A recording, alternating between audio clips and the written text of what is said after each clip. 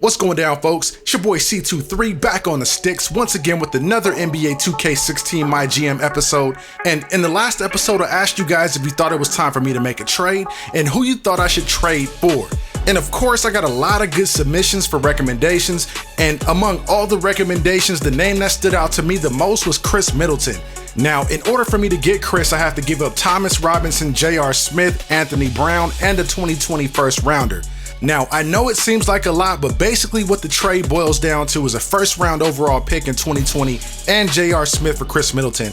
I think that's a win all the way. So we're going to go ahead and make that deal happen and welcome Khris Middleton to the Los Angeles Lakers. Now, as you guys can see, we're on the road in this one, traveling all the way to DC to take on the Washington Wizards. We're right in the middle of a 3-game win streak, so let's see if we can keep this thing rolling now. Getting to the gameplay, we start this one down 2-0 after giving up an easy layup from the tip.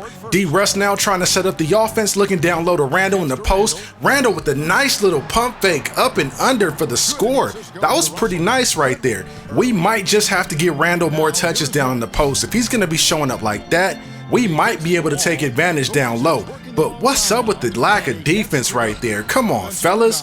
That's not going to get it done. Getting back on offense now, Richardson is wide open from the top of the key, and he buries the jump shot. That's easy money every time. Getting back on defense now, Middleton's in the game for the first time, knocking the ball loose, getting a steal, and he's running a one-man fast break, throwing it down with two hands. That's exactly what we needed, Khris Middleton. And the weird thing about it is I'm not sure why Khris didn't start this game. I might have to go back and make a manual adjustment, but that's no big deal. We'll get that straightened out. Anyway, getting back to the gameplay now, Randle going to work in the paint once again, and that was just too easy right there. We might have a mismatch down low. We're definitely going to have to pay attention to that one going forward. And what was that? Come on. You're just going to give away fadeaway three-pointers? Is that really what's happening out here? No way. Okay, that's more like it. Good defense. Let's grab the board. Russell bringing the ball up court in transition, kicks it over to Middleton. Middleton kicks it back to a wide open Russell, and of course he's going to knock that down. He's wide open. We got to make him pay for those every time. Anyway, next possession, we're going down low to Hollins, and once again the pass is kicked out to a wide open Russell. That's 2 threes buried in a couple of possessions. Back on D now, nice block. Oh, whose man is that? Brown left wide open in the corner after the rejection, but we'll live with that. Getting back on defense, down 1. Brown trying to penetrate, but gets rejected at the rim. Randle and Bembry were both there at the rim. I think that's Bembry with the block right there. What a play defensively. Getting back on defense off the inbound play, they try to attack the paint once again, and John Wall gets a spectacular layup in traffic.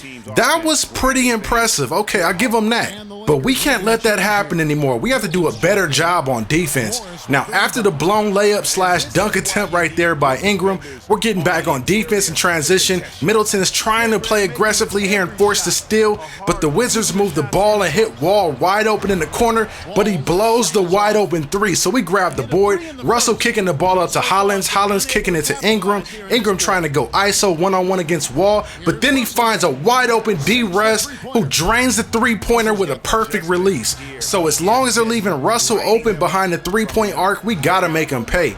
But really quick, can you guys help me figure out something?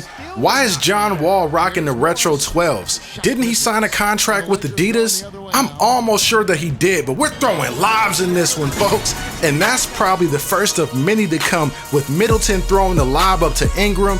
This entire season, Ingram has just been a lob catching machine. But getting back to what I was saying about John Wall, can somebody drop me a comment and let me know if he's still with Adidas?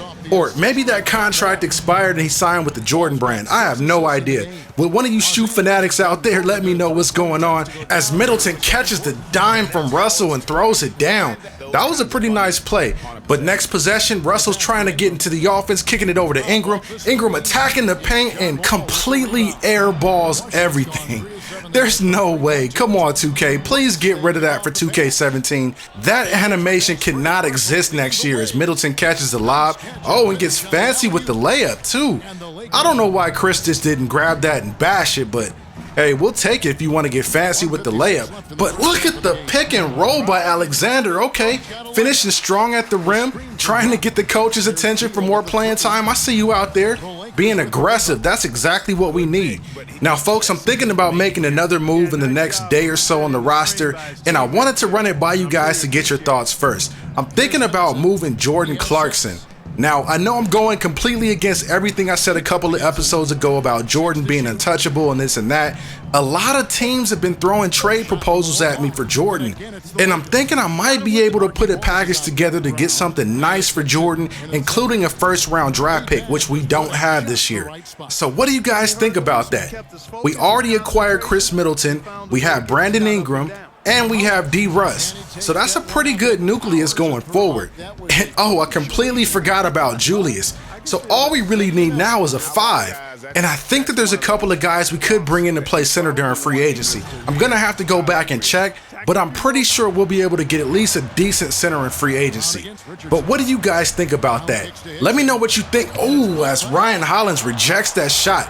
Drop me a comment below and let me know what you think about me trading Clarkson and possibly getting a first-round pick out of that. Do you think that that's something that I should do? Because right now I'm kind of leaning towards making that move. But ultimately, the decision is yours, so go on ahead and drop me a comment and let me know what I should do. Anyway, getting back to the gameplay, as you guys can see, I'm throwing the lob up top to Ingram. He's going up and getting it and throwing it down with a nice reverse. I don't know how many times we've seen Ingram do that this entire season, but it never fails to amaze me how he's always in the right place at the right time to catch those. And there's no doubt that we're going to keep throwing them up there. Now, as you guys can see, we're in a pretty tight one here, folks, as Richardson gets a wide open jump shot and buries it. We're looking at a 3-point lead with 3:22 left in the game, so we got to come out here and execute. We can't get sloppy. We can't commit turnovers or silly fouls. We have to play straight up defense and try to close this one out as we just give up a layup right there. So this one is pretty much anyone's game, folks. Getting back on offense now, Hollins kicks it over to Russell. Russell calls for the screen, takes a dribble, and fires the pass right back to Hollins for a dunk. What execution on that pick and roll. Next possession, Randle gets the pass at the top of the key, kicks it down low to Ingram. Ingram's looking to be aggressive, going to work on Bill in the post, turning, backing him down. Elevates with the fadeaway, draining the basket, going up 3 with 1:09 to play. So now it's all about the defensive side of the floor, and of course we cannot stop the penetration, but Wall misses the layup and the rebound goes to Morris. So now he's looking to turn and try to back down Randle, but Randle's holding his ground, but Morris somehow gets the layup to go with 50 seconds left in the game. So it's a 1-point game, 97-96. Russell with the rock, calling for the screen. Russell takes a dribble, sizing up Wall, elevates, lets the 3 go and drains it. What a huge basket right there with 25 seconds left in the game. Can we get one stop, folks? Morris lets the jumper go in the corner and it's good. So now it's going to come down to the foul game. They put D. Russ on the line. First free throws away, and it's a perfect release, draining the free throw, going up 3 points now. This second free throw is huge. We can go up 4 here and pretty much put this thing away. The second free throw is away, and it's no good. They grab the board and call a timeout, so it's a 3-point game. There's plenty of time left on the clock. We need to get a stop here defensively. Morris gets the inbound pass in the corner, going to work on Randle, driving, baseline, and it's rejected. What a play right there by Hollins with the huge rejection. And of course, they have no choice but to foul, putting D. Russ back on the line, trying to ice this game, and misses another free throw. That miss was huge because it's still a 3-point game. He needs to knock down this next free throw to make it a 2-possession game. And it rattles in. Oh my goodness, he almost missed that one. So the score is 102-98. They inbound the ball with 5 seconds left, and they're passing the ball around, trying to get a good look. They kick it to Wall in the corner. He gets the 3 to go with 0.8 seconds left in the game. So we inbound the ball to Deangelo. They're forced to foul and put him on the line, and he blows another free throw. Are you kidding me right now?